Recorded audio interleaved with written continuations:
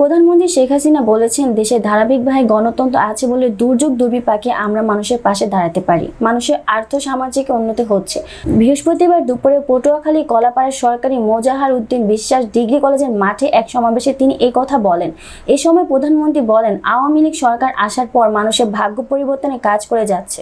তিনি আরও বলেন, আজকে বলার কিছুই নাই, আপনারা নিজেরাই জানেন। আমরা রাস্তাঘাট, পুল, ব্রিজ করে দিয়ে আপনাদের যোগাযোগের ব্যবস্থা, বিদ্যুতের ব্যবস্থা সব করে দিয়েছি। আওয়ামী লীগ সরকার এসেছে বলে উপকূলের এই অঞ্চলে শান্তি এসেছে। এই অঞ্চলে বাংলাদেশে কেউ ভূমিহীন থাকবে না।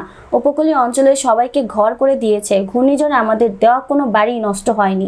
এর আগে ঘূর্ণিঝড় রিমালের ক্ষতিগ্রস্ত কয়েকটি এলাকা পরিদর্শনের পর দুর্গতদের মাঝে ত্রাণ বিতরণ করেন প্রধানমন্ত্রী।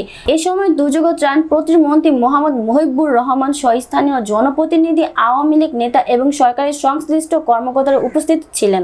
কলাপাড়ার খেপুপাড়া সরকারি মডেল মাধ্যমিক বিদ্যালয় সংলগ্ন হেলিপ্যাডে অবতরণের আগে ভূমির কাছাকাছি থেকে দুর্যোগ কবলিত এলাকা মঠবাড়িয়া ও পাথরঘাটা পরিদর্শন করেন সরকার প্রধান।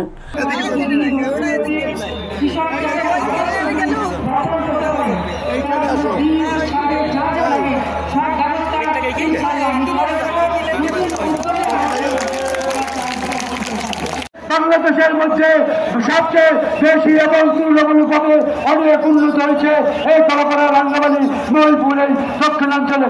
আপনারা জানেন